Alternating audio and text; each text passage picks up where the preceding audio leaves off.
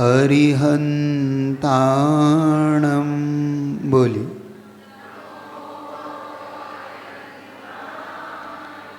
नमो सिद्धाणं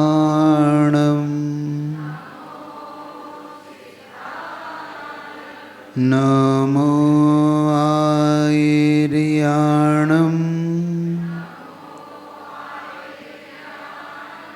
नमो अध्यायाणं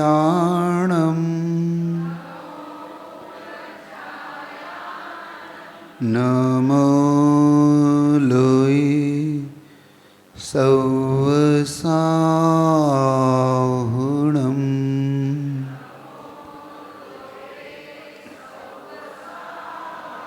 ऐसो पंच नमो यारो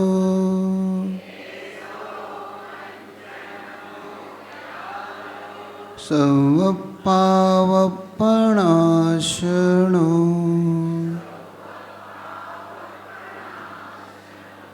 मंगलाणं च सवेसिम्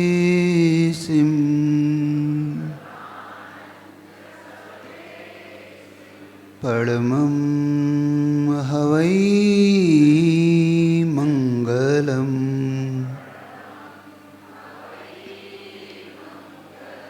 परमं हवै मंगलम् परमं हवै मंगलम्।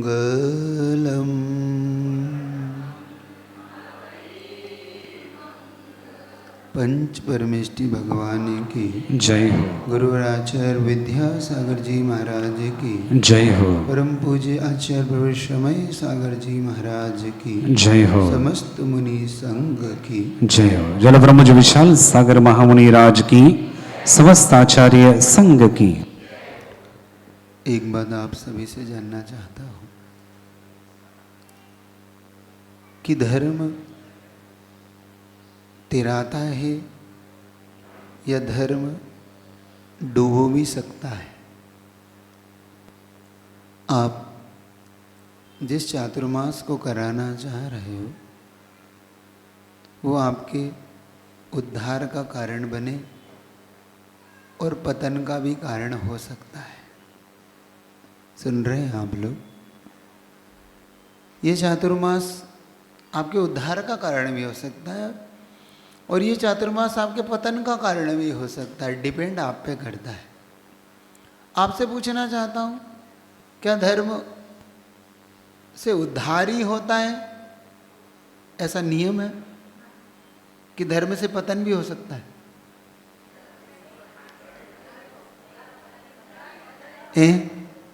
क्यों? आप सबकी क्या धारणा है? धर्म से उद्धार ही होता है कि पतन भी हो जाता है? उद्धार ही होता है, पतन तो नहीं होता है। मेरी धारणा ऐसी नहीं है। मेरी धारणा ये है कि धर्म से पतन भी हो जाता है। जरूरी नहीं कि धर्म से उत्थान ही हो, नहीं है ही नहीं। जरूरी नहीं कि धर्म से उत्थान ही होता हो। आपने कहीं पढ़ लिया होगा और आपने धारणा बना ली। बनी बनी धारणाओं और बनी बनाई सुनी हुई बातों को जरा आप बदलिएगा, क्योंकि आपको बहुत कुछ अब नया नया सुनने को मिल सकता है अगर आप चाहेंगे तो। बहुत से लोग ये गलत विश्वास के साथ आगे बढ़ते हैं कि धर्म से उत्थान ही होता है, धर्म से उत्थान नहीं। बिल्कुल धारणा को आप बदलिए। पतन, बहुत लोग का पतन हो गया इस धर्म से। जरूरी नहीं कि इस उत्थान ही हुआ। शुभम चक्रवर्ती की घटना आपने सुनी है? उसका नमोकार मंत्र से उत्थान हुआ, पतन हुआ? आप तो कह रहे उत्थान ही होता है।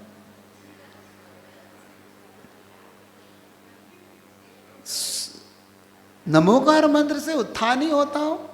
नहीं, पतन हो सकता है। हमने उसका जीवन में क्या उपयोग किया, हमने उस नमोकार मंत्र या धर्म को हमने कैसे जिया, हमने क्या उस धर्म में ट्रस्ट किया, विश्वास किया? क्या हमने धर्म को सिर्फ अपने लिए जिया? क्या धर्म हम तक ही सीमित रहकर जिया? धर्म है क्या आखिर, ये समझिए। हम धर्म को, इस चातुर्मास को हम क्यों करा रहे हैं? अच्छा, क्यों करा रहे हैं आप लोग चातुर्मास? अच्छा, यही पूछ लेते हैं आपसे, क्यों करा रहे हैं? सांगली वाले चातुर्मास क्यों करा रहे हैं? बहुत साल से नहीं हुआ महाराज जी, क्या करें? तो महाराज जी शर्म आती है, आसपास के सब में होता, हमारे यहाँ नहीं होता, हमारे, इसलिए आपका होना चाहिए। इसलिए हम क्यों करा रहे हैं चातुर्मास, क्यों करा रहे हैं हम लोग? महाराज जी आपके आने से सुना है कि बहुत सारा है ना, बहुत सारी, सब कुछ हो जाएगा हमारी कमेटी का।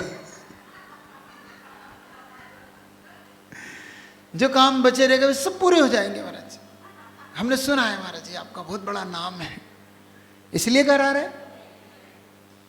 हमने सुना है महाराज जी कि आप आएंगे तो हमारा नाम दूर दूर तक हो जाए, इसलिए करा रहे। ये उत्थान के कारण नहीं है, ये सब पतन के कारण है। इसलिए कभी चातुर्मास मत कराओ। मैं फिर कह रहा हूं, फिर सोच लो, इन कारणों से मत करो धर्म। ये धर्म के लक्षण है ही नहीं। इससे जो पूरा युवा वर्ग इसको लेकर अब धर्म करना छोड़ दिया है। इसने युवा ने कहा कि भाई ऐसा धर्म हमें नहीं करना, हमें अब धर्म करने के सारी चीजों को बदलना होगा।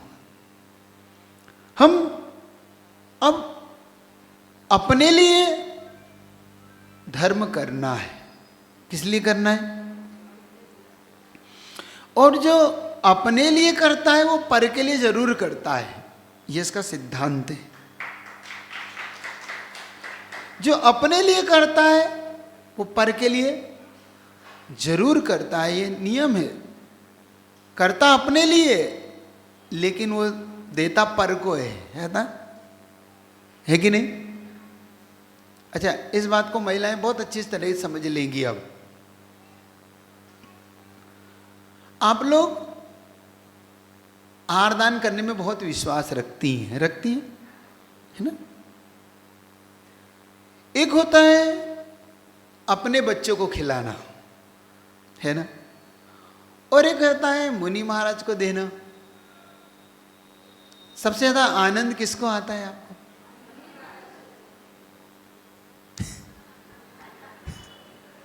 है ना, आता है ना आनंद। एक भिक्षु होता है, एक भिखारी होता है। पेट दोनों का भर सकता है कि नहीं? भरता है ना। आप भिक्षु का इंतजार करते कि भिखारी का? आप भिक्षु का इंतजार करते, भिखारी का नहीं। और पेट दोनों का भर रहा है, लेकिन हम दूसरे को देके आपका पेट, बहुत बार मैंने देखा, महिलाओं को बहुत बार देखा, इतना झूठ बोलती है चौके में, इतना झूठ, फिर भी पुण्य कमाती है।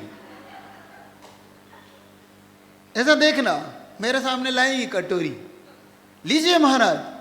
मैं कहता हूं नहीं। अरे बहुत रखा है महाराज, आप चिंता क्यों करते? उनको लगता है कि महाराज कटोरी देख रहे हैं तो कहीं कम पड़ रहा है, तो महाराज इसलिए तो नहीं ले रहे कि आप कटोरी में नहीं। अरे महाराज जी भरा पड़ा जाए, कुछ नहीं है, खाली है। सच बोलो, है कि नहीं? ऐसा ही करती हो कि नहीं? इसको कहते हैं अपने बेटे से भी बढ़कर गुरु को मान लेने वाला सबसे बड़ा हो, क्योंकि उसने अपने गुरु को अपना सब कुछ मान लिया। और यहां से उद्धार के कारण शुरू होते हैं।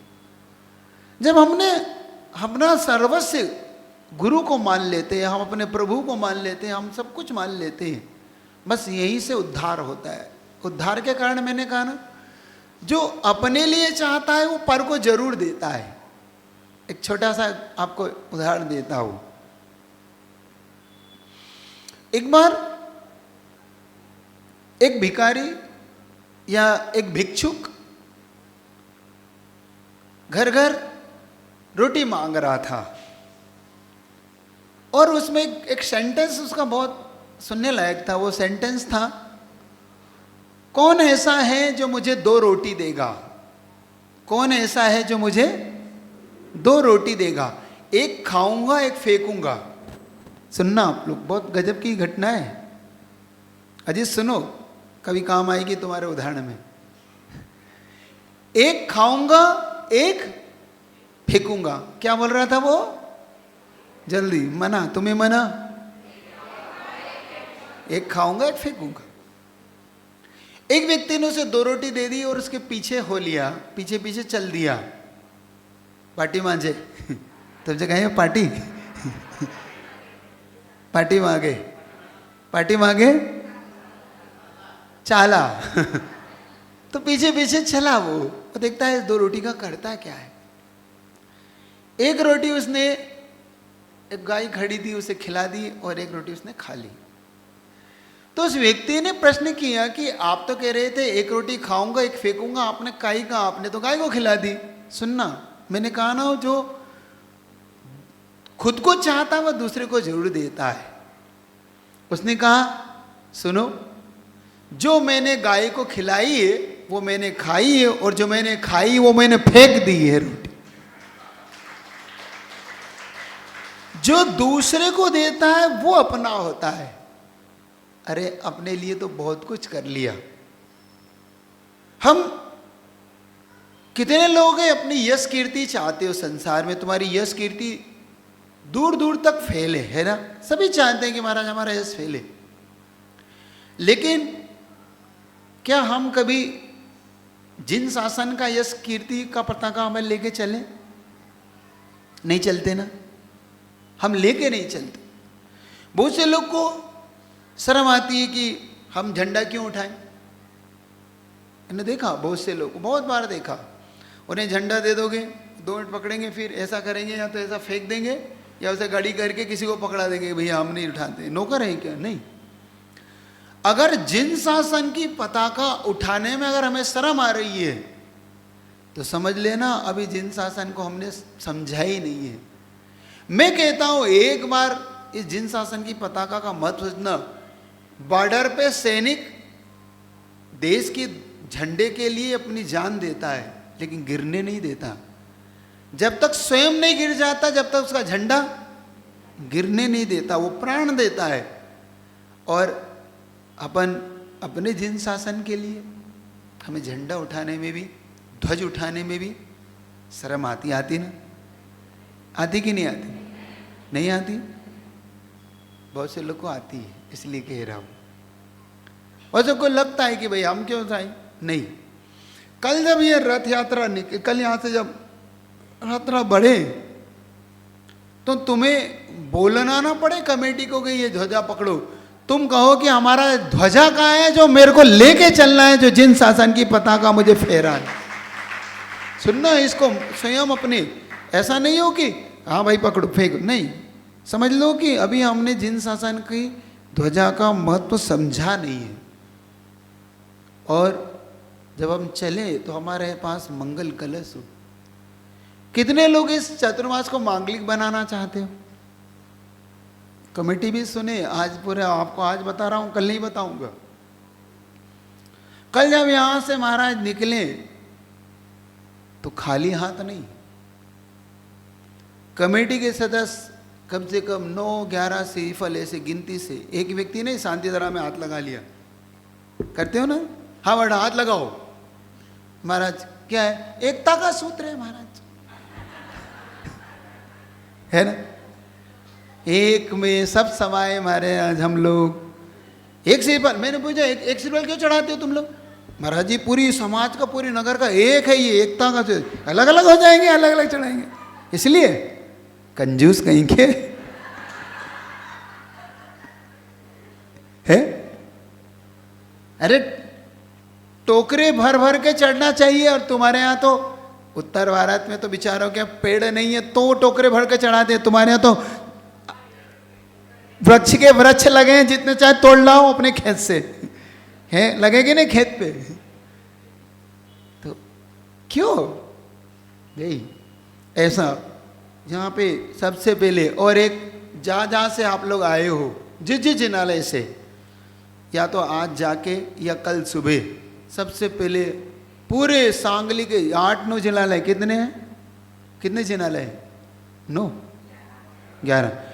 देखो कितना अच्छा आंकड़ा भी, कितना अच्छा है, 11 के 11 जिनालय में कमेटी अपने एक एक सदस्य को फोन लगा के बोले या भेजे, पूरे जिनालयों में श्रीफल चढ़ना चाहिए भगवान के चरणों में कि चातुर्मास मंगलमय हो। सीखो, ये विधि है, ये मंगल कैसे करते हैं सीखो। हर जिनालय में कल जब शांति धारा हो तो इस चातुर्मास की इस शोभा यात्रा के लिए और आगामी समस्त कार्यक्रमों के लिए शांति धारा में बोला जाए। अगर आप नहीं बोल पा रहे तो श्रीफल चढ़ा के भगवान से प्रार्थना करिए, नमोकार मंत्र एक माला दीजिए कि नहीं भगवान ये चातुर्मास गुरुदेव के भावना के और गुरु जी के पद के और उनकी जो तीव्र भावना रही उसके अनुसार होना चाहिए। ठीक है, करेंगे आप लोग? कहाँ कहाँ से आए? दत्तनगर से, चिंतामणि से, पार्शनाथ कॉलोनी से, नेमीनाथ कॉलोनी से, गांव भाग से, और कहाँ से, और यहाँ तो बैठे ही हूँ बोर्डिंग में तो और देखो इतने नाम तो मेरे को याद हो गए तो जहाँ जहाँ से भी आए, और बाकी लोग जो नहीं आए हैं उनकी जिम्मेदारी आपको लेके फिर जब यहाँ से महाराज निकले तो सबसे पहले मांगलिक महिलाएं जुलूस में आ गए, महाराज जी चलिए आइए पधारिए मंगलमय हो, इस प्रकार की भावना करना। फिर रास्ते में पाद प्रक्षालन, एक बात जो कह रहा हो वो भी ध्यान से सुनिएगा, पाद प्रक्षालन घर के आगे मत करिए, जहाँ महाराज उसके सामने रखिए, क्योंकि जुलूस में वहाँ जाऊँ फिर ऐसा हो तो जुलूस बिगड़ता है इससे। तो जैसे सीधा जा रहा है बस आप सामने लाइए और जल्दी से आप करिए। वहाँ पे चूँकि इधर की पद्धति मैंने देखा कि वो देर तक कन्फ्यूज से रहते हैं, डालें कि नहीं डालें पानी क्योंकि महिला डाले कि पुरुष डाले, इसमें थोड़ा सा आप तो डालते चले जाइए और पुरुष धोते चले जाइए। ठीक है, आप कन्फ्यूज दूर हो गया आपका तो आप तो जल्दी से जल डालिए, पुरुष वर्ग लगाइए और बाकी महिलाएं सीधे चलिए, सारी महिलाएं इकट्ठी हो जाती हैं। जुलूस खराब मत करिए, आप तो जिसका परिवार वही 2-3 सदस्य खड़े रहें, बाकी अपने उस अनुशासन से चलिए, क्योंकि आपको पूरी जनता देख रही है। और अजैनों में विशेष तौर से मैं कहता हूँ तुम मंदिर में कितनी गर्दी करो, बाहर नहीं, क्योंकि बाहर इस जिन शासन को लोग देख रहे होते हैं कि इनके यहाँ पे कितना अच्छा है। एक बताऊँ आपको, एक कितनी बड़ी बात, इतना बड़ा मुझे आज मेरा सीना 56 इंच का हो गया उस बात को सुन के। जब एक आपको पता गुजरात में एक पटेल, हार्दिक पटेल हुए, जिन्होंने अपने पूरी जगह जगह अपने इसके पूरे भारत में उन्होंने अपनी बात को लेकर भारत बंद का आंदोलन किया और उसमें कई जगह आग जली हुई, खूब हुआ, और कोर्ट ने उन्हें स्पष्ट मना किया कि आपको ये नहीं करना है।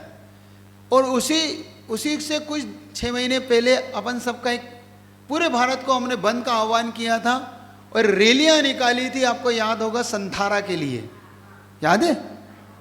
तब अदालत ने एक बात कही हार्दिक पटेल से, हार्दिक पटेल ने कहा कि भाई आप जैन समाज को तो कुछ नहीं कहा आपने, जैन समाज के इतने जुलूस निकले, इतने बड़े बड़े जुलूस, लाखों लाखों लोग निकले, और यहाँ भी निकले होंगे, सांगली में भी निकले, इंदौर में लाखों लोग, भोपाल में, दिल्ली में, बॉम्बे में लाखों लोग का जुलूस निकला, लेकिन आपने मना नहीं की। और हम जरा सा जुलूस निकाल रहे हैं और आप हम पे बैंड लगा रहे हो, स्पष्ट मना कर रहे हैं।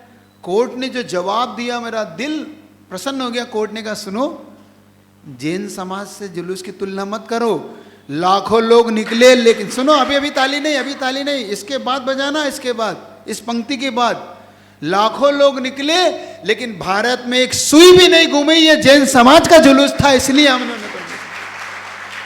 एक, और तुमने एक जुलूस निकालो, पूरे गुजरात को जला डाला, पूरा भारत जल उठा।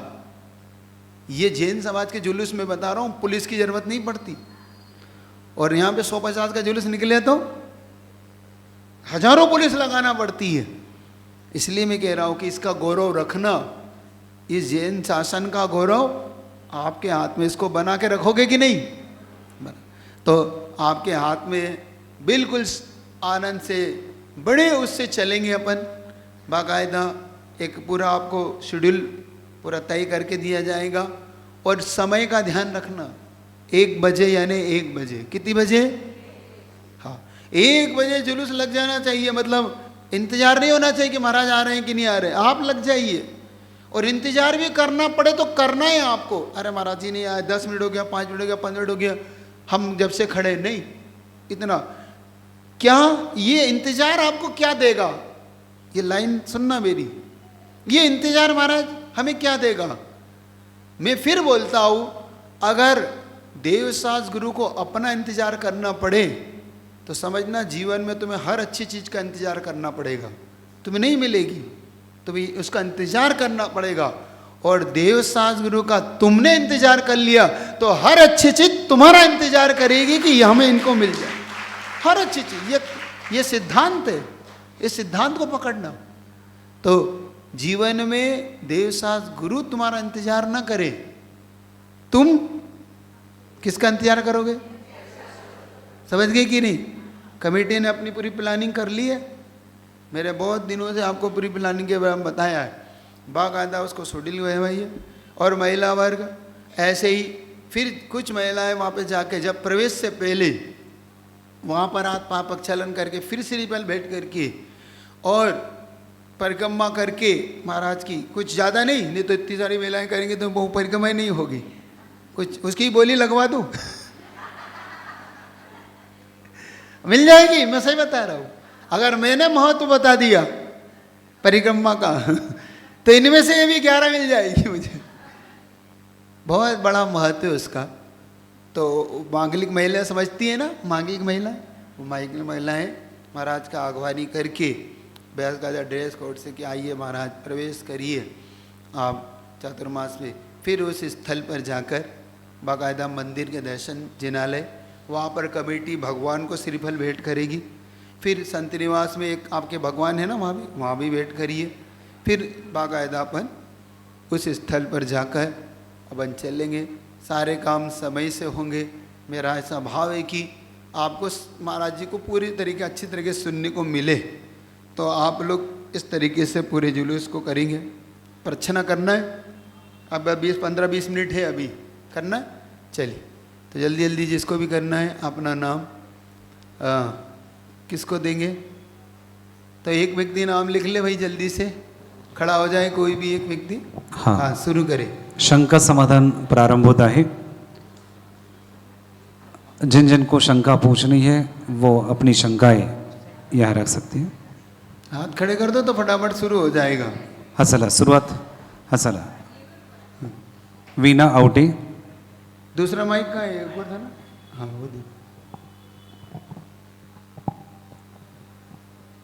दो एक व्यक्ति नाम लिख लो, खड़े हो गए कोई भी, जल्दी से कोई भी खड़े हो जाए। हाँ महाराज जी नमोस्तु नमोस्तु नमोस्तु।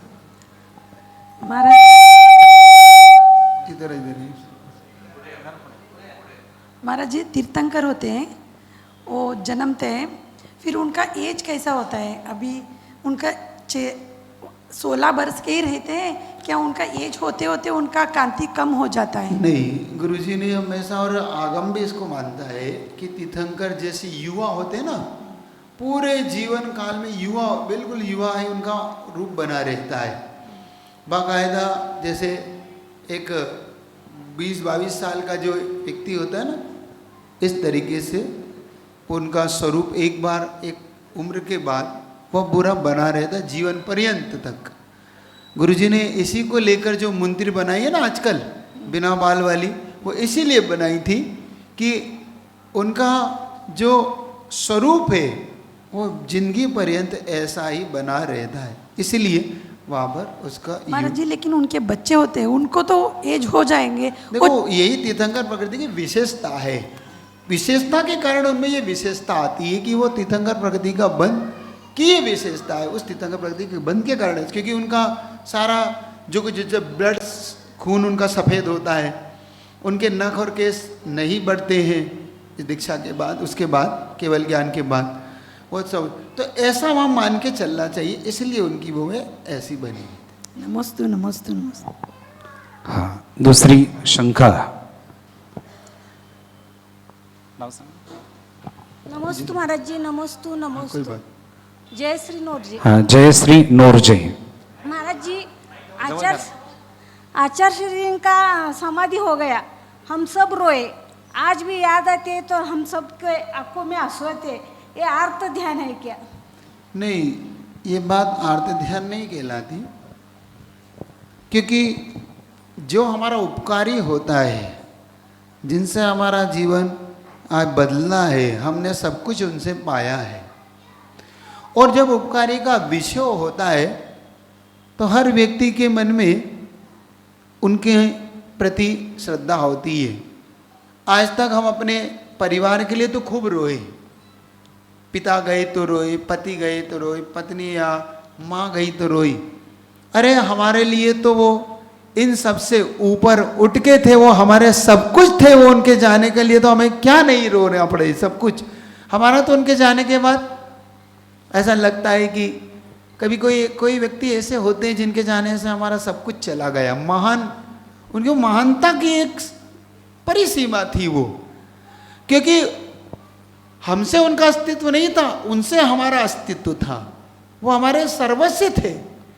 इसलिए वो आर्त ध्यान नहीं है, वो धर्म ध्यान है। क्यों? वो धर्म ध्यान है, इसमें आंसू बहाने से आर्त ध्यान नहीं है, क्योंकि हम पंचेंद्रिय के विषयों को नहीं चाह रहे, हम पंच परमेष्टि को चाह रहे, इसलिए हमारा वो धर्म ध्यान है। इसको बोलते हैं प्रशस्त ध्यान, प्रशस्त राग। अप्रशस्त राग में तो खूब रोता है व्यक्ति, लेकिन प्रशस्त राग में तो इसको आर्त ध्यान नहीं कहना चाहिए, इसको धर्म ध्यान कहना चाहिए। इसके बाद राजेंद्र करड़े सांगली, और तैयार रहेंगे सुरेश जी पाटिल पार्षद नगर। नमस्ते महाराज जी।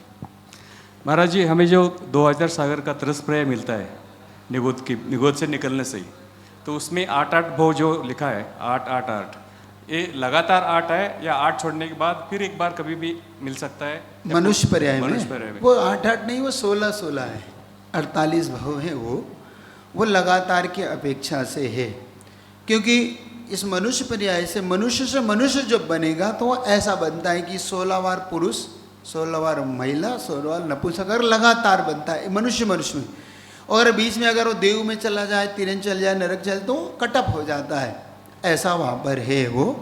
क्योंकि आप खुद कहो कि अगर लगातार ऐसे 32 भाव आते हैं मुनि के, कि एक बार भावलिंगी 32 बार मुनि बन जाए तो नियम से मोक्ष 32वें भाव में मोक्ष चला जाता है। तो ये खुद बता रहा है आगम कि वहाँ पे कोई 16 के और 8 की ऐसी कोई कंडीशन वहाँ पे नहीं दी गई है, वहाँ पर वो लगातार की अपेक्षा से मान लेना चाहिए उसको। हाँ, सुरेश जी पाटिल, और तैयार रहेंगे वंदना पाटिल। नमस्तु महाराज जी, नमस्तु महाराज जी। दर्शन पाठ में एक पंक्ति आता है, त्वमेव शरणं मम तस्मात् कारुण्य भावेन रक्ष रक्ष जिनेश्वर। हमको ईश्वर के पास क्या, भगवान के पास याचना कर रहे क्या, भगवान की? क्यों नहीं करेंगे हम, हमारा तो वही है ना। नहीं, धर्म का रक्षण करने के लिए हम भगवान को ये कर रहे क्या? बिल्कुल कोई बात नहीं, इसमें कोई बुराई थोड़ी है। इसमें लोगों को ये बहुत, बैठो, लोगों को ये बड़ा भ्रम हो गया कि भगवान देते हैं कि नहीं देते, भगवान रक्षा करते कि नहीं करते। मेरा बहुत अलग ही थॉट्स है, मैं बिल्कुल अलग चलता हूँ। मैं ऐसा मानता हूँ कि भगवान कुछ नहीं देते, लेकिन उनके बिना कुछ मिलता भी नहीं, वो ही सब कुछ देते। वो जो देते दुनिया में कोई नहीं देता जो भगवान देते, जो रक्षा भगवान करते। अब बताओ, मैं पूछता हूँ आपसे, मानतुंग स्वामी ने भक्तांबर लिखा तो नाम मंत्र, आपके नाम मंत्र से शेर से बच जाता है, नाक से बच जाता है, अग्नि से बच जाता है। मानतुंग स्वामी ने गलत लिखा, ऐसा मान ले? लिखा भी है कि नहीं? तद पाद पंकज रजो मद दिग्ध देहा मर्त्या भवंति मकर ध्वज तुल्य रूपा, ये लिख रहे मानतुंग स्वामी। और उनका बराबर स्त्रोत प्रसिद्धि नहीं हुआ जितना वो हुआ, लिख रहे।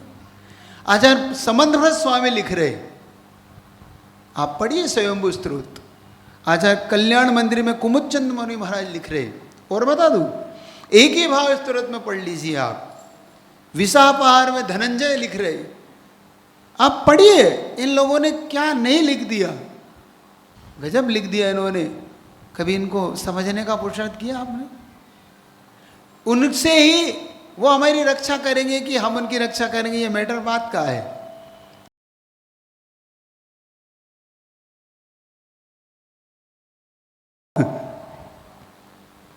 एक बार बताओ। नमस्ते महाराज।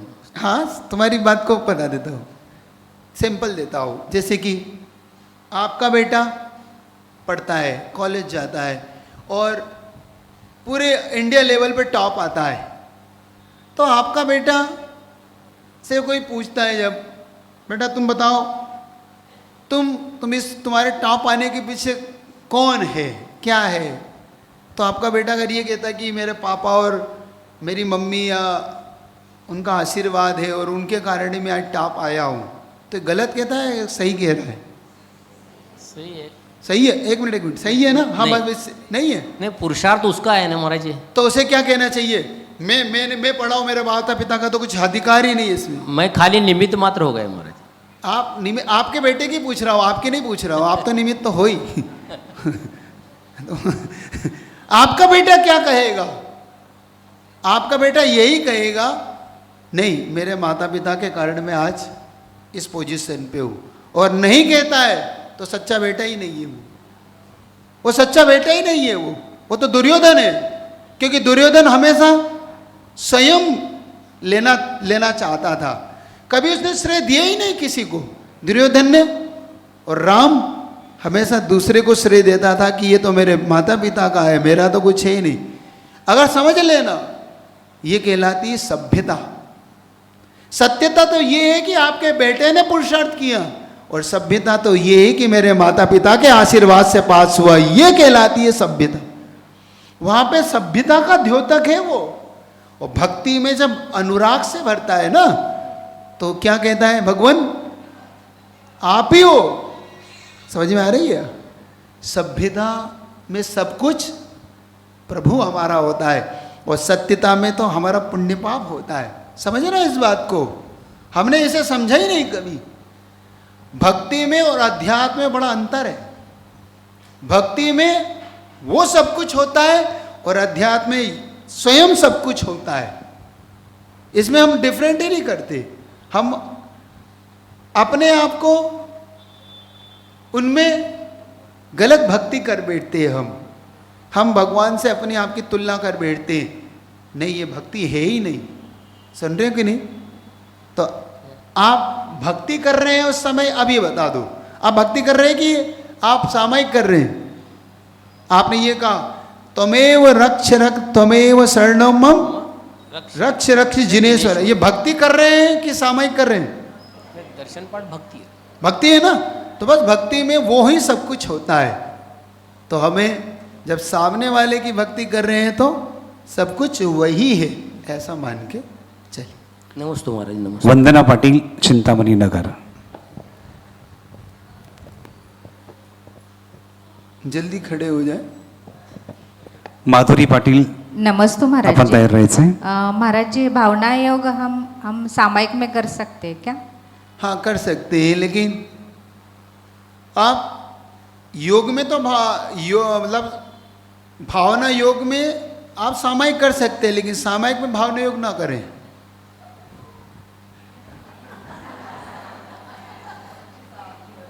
दोनों में अंतर है। समझ रहे हो? जैसे सब्जी खरीदने जाता है तो मंदिर हो आता है, और मंदिर जाता है तो सब्जी खरीद लाता है। अंतर है कि नहीं? दो ही में है अंतर कि नहीं? जमीन आसमान का अंतर है ना। सब्जी खरीदने गए तो मंदिर हुआ है, और मंदिर गए तो सब्जी खरीद लाए। दोनों एक बात है कि अलग अलग है? ऐसे ही भावना योग में आप सामयिक करें, लेकिन सामयिक में भावना योग चल। माधुरी पाटिल करडे, अपन तैयार रहे थे? परम उपकारी गुरुवर के चरणों में नमोस्तु नमोस्तु नमोस्तु। महाराज जी, आज मुझे प्रश्न पूछने के बारे में ही प्रश्न करना है। परम उपकारी गुरुवर हमारे लिए सद्गुरु बन जाए, गुरुवर का सानिध्य हमारे लिए पुरुषार्थ फलीभूत हो, हमारा जीवन सुधर जाए, इसलिए हमें गुरुओं से कैसे प्रश्न पूछना चाहिए और हमें कैसा पुरुषार्थ करना चाहिए? देखो, प्रश्न वो पूछो जिससे पूरे दुनिया को लाभ हो। अधिकतम प्रश्न हम वो गड़बड़ कर जाते हैं जिसके उत्तर हमें पता होते हैं। हम बहुत बार प्रश्न वो पूछते हैं जिसके उत्तर हमें पता होते हैं ना, होते कि नहीं? हमें प्रश्न वो पूछना है जिससे सबको लाभ हो जाए, सबका भ्रम मिट जाए, सबके अंदर की जिज्ञासाएं शांत हो। तो उन प्रश्नों को आप अपने प्रश्न में रखिए और विनय से पूछिए। कोई बात नहीं, मुझे विरोधी का भी प्रश्न मैं सुनता हूँ, बुरे से बुरा प्रश्न भी मैं सुन सकता हूँ, लेकिन अगर आप विनय आपके अंदर है तो, और आप अविनय से अच्छा भी पूछोगे तो वो ठीक नहीं है। तो प्रश्न करते समय सबसे पहले विनय झलके हमारे अंदर। क्योंकि मैं एक चीज़ हमेशा कहता हूँ कि गुरु से लेना सीखो। मैं आज आपके प्रश्न का ही उत्तर दे रहा हूँ। गुरु से हमें लेना सीखना, कैसे लिया जाता है पता है आपको? ऐसे तो फिर कभी बताऊंगा भरी सभा में, लेकिन फिर आज थोड़ा सैंपल दे रहा हूँ। जब भी आपको लेना हो और गुरु से भर के लेना हो, तो एक चीज़ सीखना कि कभी कुएं में बाल्टी डाली है आपने, पानी खींचा है? जब भी कुएं में बाल्टी डालते हैं तो कुएं से पानी नहीं देता, क्योंकि गुरु का और कुएं का नेचर एक जैसा होता है, दोनों एक ही स्वभाव के होते हैं। गुरु और कुआं, जैसे कुआं कभी पानी नहीं देता, ऐसे गुरु कभी कुछ नहीं देते। कुएं ने कभी पानी दिया? कुएं ने कभी पानी नहीं दिया, कुएं से पानी लिया जाता है। अगर वो देता तो सबकी बाल्टियां भर भर के दे देता, देता कि नहीं? लेकिन किसी को पानी वो नहीं देता। उससे लेना, ऐसे ही गुरु से लेना, गुरु तो देता ही नहीं किसी, गुरु से लेना सीखो। और ये जिज्ञासा समाधान लेने का ही एक अंग है जिससे आप ले सकते हो, सब कुछ ले सकते हो। जिज्ञासा, ये प्रश्न इसीलिए रखा जाता है कि हम सब कुछ गुरु से निकाल सके। अगर आपको निकालना आता है, देखो सही बताऊं, मुझे गुरुजी ने 11 साल हम लोगों को दिया, 4 साल ब्रह्मचारी अवस्था में दिया है, 15 साल हमको भरा गुरुजी ने। घंटों घंटों हमें गुरुजी ने सब कुछ दिया, हर शास्त्र को पढ़ाया लिखाया। ये बात अलग है हम कितना ले पाए, लेकिन उन्होंने सब कुछ दिया। अब तुम मुझसे कितना ले सकते हो ये तुम पे डिपेंड करता है। और सही बताओ ना, तो जब तक छेड़ोगे नहीं, जब तक तुम मुझसे कुछ नहीं ले पाओगे। आप जब तक छेड़ोगे नहीं, छेड़ो बस, आप निकालना सीखो और लेना सीखो। अब बाल्टी का वो बता रहा उदाहरण, बाल्टी जब कुएं में जाती है तो कुछ नहीं दे पाती, क्यों? बाल्टी अकड़ के लेती है और अकड़ने वाले को पानी एक बूंद नहीं मिलता। तो तुम क्या करते? जैसे बच्चे की गर्दन पकड़ के चुक, खाली बस नमोस्तु कर, है ना? ऐसा ही ना? हाँ, नमस्तु मन मन, ऐसा तुम गर्दन पकड़ पकड़ के उसको झुका। ऐसे इस बाल्टी को जब ऐसे झुकाते हो तो बाल्टी ऐसा एक झटका देते हो तो बाल्टी कुएं के चरणों में नमोस्तु, और जैसे ही नमोस्तु करती तो कुआं थोड़ा पानी देता है, फिर भी अभी भरती नहीं बाल्टी। तो क्या करते हो? फिर एक और झटका देते हो, तो जैसे ही बाल्टी कुएं के चरणों में शीर्षासन करती है और बाल्टी लबालब भर जाती है, ऐसे ही गुरु तुम्हें लबालब भर सकते हैं। बस तुम शीर्षासन उनके चरणों में झुकना सीखो, विनय से लेना सीखो।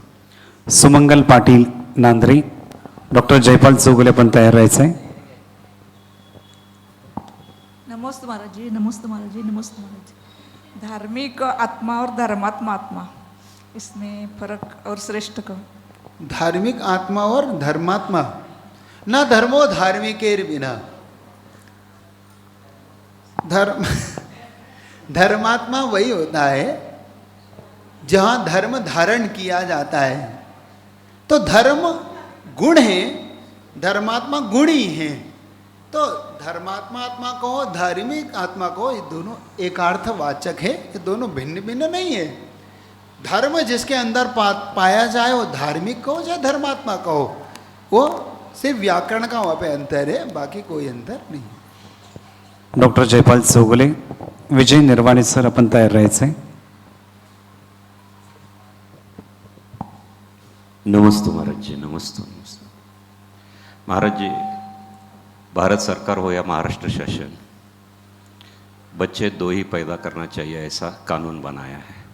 हमारे भगवान महावीर तो कहते हैं जियो और जीने दो. हमारे पूर्वज 8-8, 10-10 बच्चे पैदा करते थे. अब कानून के हिसाब से हमने सभी ने, मैं भी उसमें शामिल हूँ, 2 ही बच्चे पैदा किए और बाद में एबॉर्शन भी कई बार हो गया है. तो ये अब जो हमारे बच्चों की शादियां नहीं हो रही है, इसकी वजह हमारा पाप कर्म है क्या? सामुदायिक पाप कर्म हमारा जैन धर्म का है.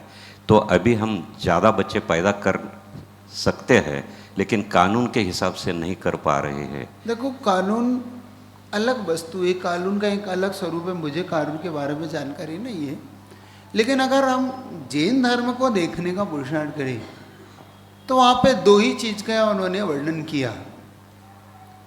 आप या तो पूर्ण ब्रह्मचर्य का पालन करें, अथवा अगर आप धर्म, अर्थ, काम और मोक्ष, आप काम पुरुषार्थ कर रहे हैं तो उसके फल को भी आप पाएं. 2 ही चीज़, या तो आप इस मार्ग को अपनाएं, कोई बात नहीं. आपको लगता है कि हमें संतान नहीं चाहिए, से जो भी तीर्थंकर के माता पिता एक ही संतान होती है उनकी, वो नहीं चाहते तो पूर्ण रूप से ब्रह्मचर्य को पालन करने लग जाते हो. फिर उसके बाद उनके मन में इस तरह की अब्रह्म के भाव ही नहीं होते. तो आप उसका पालन करिए, ना कि इस प्रकार के अबॉर्शन कराकर पाप कमाइए. अबॉर्शन कराना सबसे महान पाप कहा है.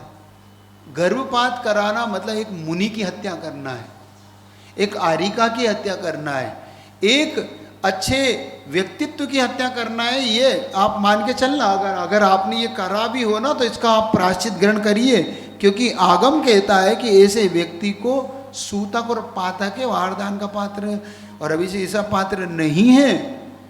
और ये आज पढ़ी लिखी जनरेशन में ये बहुत ज़्यादा हो चुका है. अनपढ़ लोग नहीं करते ये काम, पढ़े लिखे लोग इसको बहुत मात्रा में करने लगे. एक बच्चा चाहिए, अब तो बच्चे भी नहीं चाहिए, आप तो 2 की बात कर रहे हैं, अब तो 1 भी नहीं चाहिए. वो कहते हैं हमारी स्वतंत्रता में बाधक है. सोचो, अगर उनके माता पिता ने ये सोच लिया होता तो इनका क्या होता. तो ये चीज़ एक बात. और एक बात ये भी है कि ये अब्रह्म नहीं है. अगर आप संतान की उत्पत्ति करते हैं, आपको संतान को जन्म देते हैं, तो वह संतान जिन शासन में आ रही है, एक बच्चे को, एक जीव को जिन शासन मिल रहा है, वीतराग शासन मिल रहा है. आप ये तो सोचो, कभी आपके पूर्वजों ने ये नहीं सोचा. और उसके कारण से आप, और ये भी एक बात गलतफहमी हम लोग को हो गई है, जैन समाज में तो बहुत ज़्यादा ही गलतफहमी हो गई कि अब बच्चों को कौन पालेगा, फिर इतनी पढ़ाई का खर्चा, इतना ज़्यादा महाराज महंगाई है ना. जैनियों के लिए बहुत महंगाई हो गई ना. वो 2-2, 4-4 सब पाल रहे हैं उनके बच्चे, और समझ रहे हो. और तुमसे 1-2 बच्चे भी नहीं पलते, तीसरा बच्चा हो जाए तो. अभी इसीलिए हमने पुणे में, आप सांगली वाले भी योजना लाओ, पुणे में तीसरे बच्चे पे 5 लाख रुपए देने की घोषणा उन्होंने की है. समझो, क्या अगर तीसरा बच्चा कोई क्या जन्मता है तो 5 लाख रुपए, और उसकी पढ़ाई, उसकी खर्च उठाई. उन्होंने संस्था बनाई एक, अभी पूना के लिए बनाई है, फिलहाल तो उन्होंने पूना के लिए. अब ऐसा मत सोचो सांगली वाले बनाओ, क्या बात है. लगता है कि अगर ऐसे संतान, क्योंकि जिन शासन बढ़ाना चाहते हो कि नहीं चाहते हैं, तो जिन शासन कैसे आगे जाएगा. आप इतने से होते जा रहे हो, सिमटते जा रहे हो. पता है आपको इसका कारण क्या? यही कारण हम इस बात को समझें आखिर जिन शासन इसमें क्या कह रहा है. बाकी शासन प्रशासन क्या कह रहा है मुझे नहीं पता, लेकिन जिन शासन को तो यही कहा है या तो ब्रह्मचर्य का पालन करिए, या फिर अगर आप इसका आप ब्रह्म करते हैं तो इसके फल को भी प्राप्त करिए, क्योंकि ये फल भी जिन शासन के लिए ही होता है। गुरुजी ने हाई को लिखा है इस पे, बिना विवाह धर्म प्रभा क्या प्रभावित हुआ, बिना विवाह के ये नहीं होता। तो इसलिए ये बहुत बड़ा एक मैं कहता हूँ यक्ष प्रश्न है आपका कि बच्चों की विवाह का। अभी इसमें कभी एक आपकी बड़ी चर्चा करूँगा, क्योंकि ये बहुत बड़ा गांव नगर नगर शहरों में ये फैलता जा रहा है, ये मतलब ये कोरोना हो रहा है, सही बता रहा हूँ। तो इसकी चर्चा फिर कभी करूँगा, और इसका एक ही हल हो सकता है, सही बताऊँ तो इसका एक ही हल है, आप एक बात तय कर लें, जो हमारे नगर में लड़की देगा उस नगर को हम लड़की देंगे, बस ये तय कर लो तो सबकी शादियां होने जाएंगी। क्या इसको बोलते हैं आटा साटा, अदला बदली है, मराठी में क्या बोलता है, साठ लोट। हाँ जो भी बोलते ठीक है। हां नमस्ते महाराज। विजय निर्वाणी सर, यानंतर रवींद्र डिगे आपण तयार राहायचे। नमस्ते गुरुवर, नमस्ते गुरुवर, नमस्ते गुरुवर। महाराज जी, हम सुबह जो पूजन करते हैं वो दो पूजन, द्रव्य पूजन और भाव पूजा, उसमें से कौन सा पूजा श्रेष्ठ है? क्या द्रव्य पूजन के भाव पूजा? मैं तुमसे पूछता हूँ, तुम बिजनेस करते हो या क्या सामान बेचते हो? हम जो भी बेचते हो, मतलब मैं ऐसा मान लो कि सोना चांदी बेचते हो, मैं ऐसा मान लेता हूँ। मान लो तुम सोना बेचते हो, तो सोना होता है द्रव्य और उसका रेट होता है भाव। तो सोने का जो रेट है, जो भाव है, बिना सोने के हो सकता है? नहीं होता। और बिना रेट के सोना नहीं हो सकता, और सोने के बिना रेट नहीं हो सकता। अच्छा, ऐसा भी नहीं हो सकता कि सोना हो रेट ना हो, भाव ना हो, दोनों की जरूरत पड़ती है। बात समझ में आ रही है? पड़ती है महाराज। बस, तो पूजा के अंदर द्रव्य भी चाहिए और भाव भी चाहिए, बिना उसके पूजा नहीं हो सकती। नमस्ते। रवींद्र डिगे, यानंतर सुरेखा उपाध्ये लवकर ताई आपण राहायचे। हाँ पीछे माइक दिया।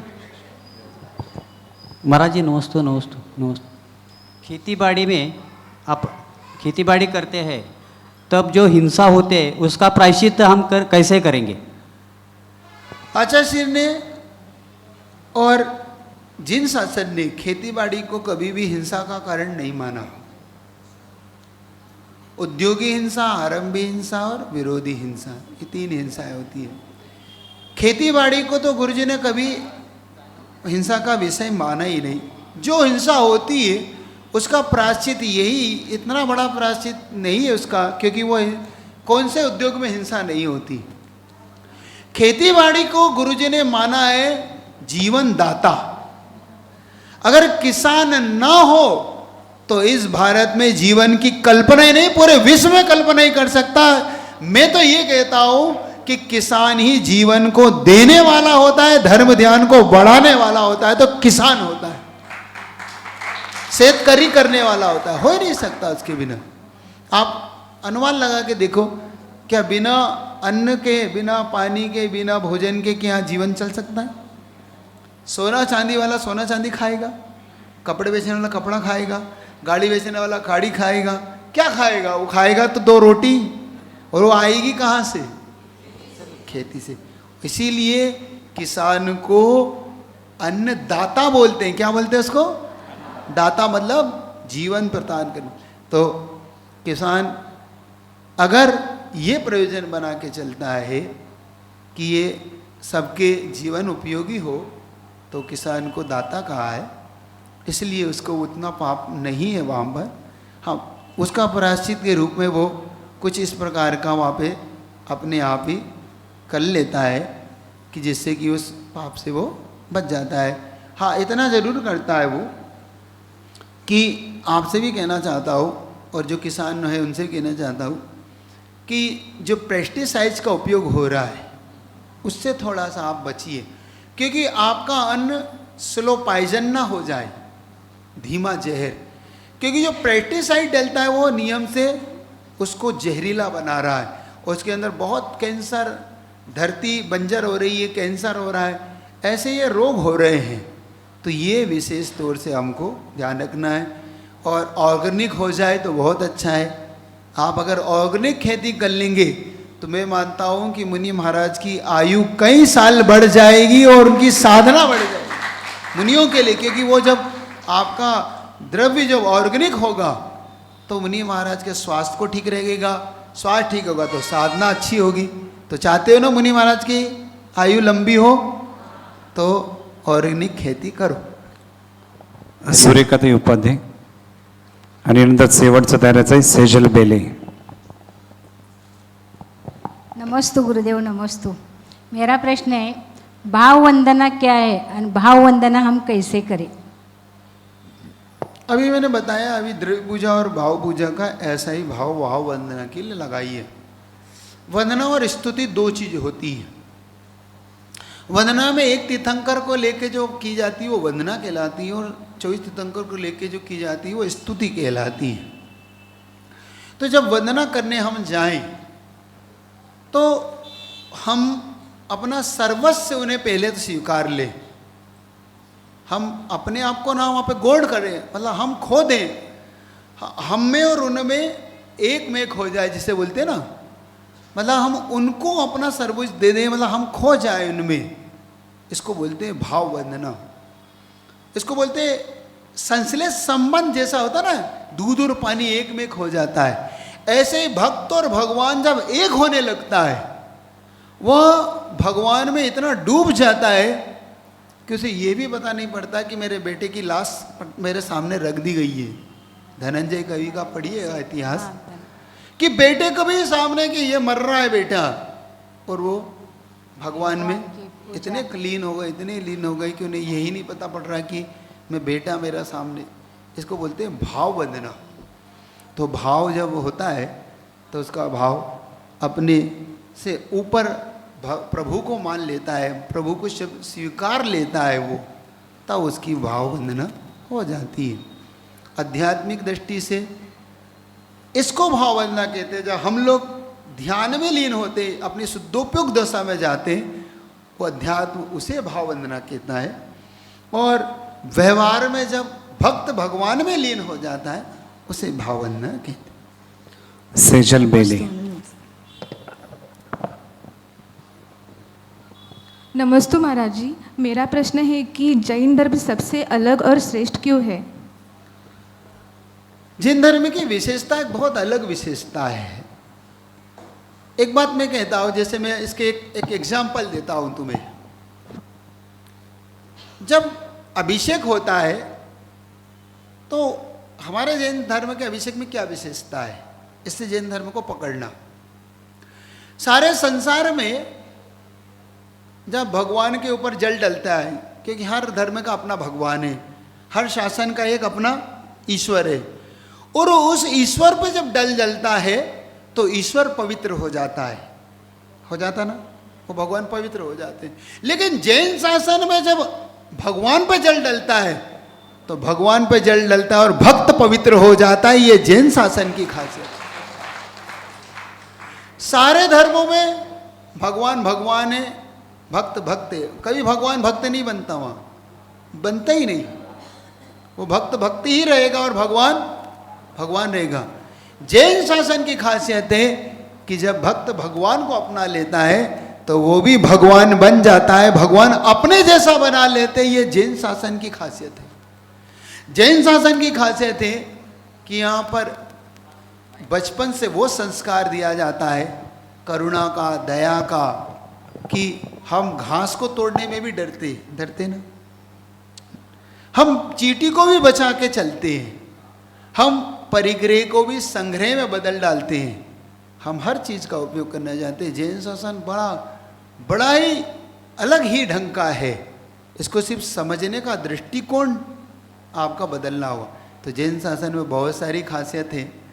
आपको जैन शासन लेके कैसा लगता है? प्राउड होता है कि होता है प्राउड? अगर जैन शासन को लेके प्राउड होता है तो निश्चित मान के चलिए कि एक दिन आप भी जिन बन जाएंगे, क्योंकि आपको प्राउड होता है इस बात का कि मैं जैनी हूं। गर्व करिए इसको पाकर, आप शर्मिंदा मत होइए। और जिसको शर्मिंदगी महसूस होती है कि मैंने जैन शासन में कहाँ जन्म ले लिया, समझ लेना इसके भव तक इसे जैन शासन नहीं मिले। एक मिनट, लास्ट। नमस्तु महाराज जी, नमस्तु महाराज जी, नमस्तु महाराज जी। हमारे पास इंद्रिय है और उसमें मन भी है। मन इंद्रिय नहीं है, लेकिन वो पांचों इंद्रियों पर राज्य करता है। ये कैसा है? ऐसा ही होता है, कुछ अगम्य चीजें होती हैं वो राज्य करती है। मन अतीन्द्रिय बताया गया है आगम में, लेकिन वह द्रव्यमन और भावमन दो प्रकार का होता है। द्रव्यमन हमारे 8 पंखुड़ी वाला एक वर्णन ये भी मिलता है, और एक वर्णन ये मिलता है कि वो वहीं पर अपना स्वरूप बनाता है। एक भावमन है जिसको हम चित्त बोलते हैं, चित्त की प्रवृत्ति। ये भावमन हमारे द्रव्यमन से कनेक्ट होकर हम पर वह राज्य करता है। ऐसा नहीं, मन को जीतने वाले भी बहुत लोग हैं जिन्होंने मना को जीत के जिनेंद्र बने, क्योंकि हमारी प्रवृत्ति पशुओं में से अलग है ना। मनुष्य पशु से एक भिन्न प्राणी है, क्योंकि उसके मन को वो लेके चलता है। मन उसको तो मन में सिर्फ राज्य ही करता है ऐसा नहीं, मन को नौकर बना के भी लोग रखते हैं, दास। कुछ मन के दास होते हैं, किसी का मन दास होता है। अब ये तो बात अलग है कि कौन किसका दास है? तो जरूर है कि मन में आप दास ही हो, आप मन को अपना दास बनाइए। हैं? आओ मेरे पास बैठो तब तो बताओ कि कैसे बना। नीचे बैठ के मैं कैसे बताऊं कि मन कैसे दास बना? जीता है। गुरुजी ने यही सिखाया था कि अगर मन को दास बनाना हो तो फिर इंद्रियों को अपने साइवान लगा दो। साइवान जानते हो? घोड़े को लगाया ना, उसको बोलते साइवान बोलते, लगाम। जरा घोड़े को लगाम लगाओ। एक्चुअली में क्या हो गया, अब नौकर हमारा मालिक हो गया, जबकि ये नौकर था हमारा, लेकिन इसको हमने मालिक बना दिया। तो जैसे जैसे आप इन पंचेंद्रियों के विषयों को जीतने लगेंगे, स्पर्शन, रसना, घ्राण, चक्षुकर्ण, वैसे ही मन आपका कंट्रोल में आएगा। बहुत हमारे यहाँ बहुत सूत्र दिए हैं, तो उन सूत्रों को उमा स्वामी महाराज ने तत्पर से बड़े अच्छे से खोला है कि मन को कैसे जीतना है, इंद्रियों को कैसे जीतना है। उन सूत्रों से आप पढ़िए, इससे आपको समझ में आएगा कि मन को कैसे जीतना। हंसलारी कैसे भावों की निर्मल सरिता में अवगाहन करने आया हूँ। मेरा सारा दुख दर्द हरो ये अर्घ्य भेंटने लाया। हे तपो मूर्ति, हे आराधक, हे योगीश्वर, हे महासंत, हे अरुण कामना देख सके युग युग तक आगामी बसंत। ओम ह्रम श्री परम पूज्य विशाल सागर महामुनिंद्राय, परम पूज्य धवल सागर महामुनिंद्राय, परम पूज्य उत्कृष्ट सागर महामुनिंद्राय सत्संग साक्षात विराजमान, इनके पावन चरणों में अनरिवत प्राप्ति दिव्य अर्घ्यम निर्वपामिति स्वाहा।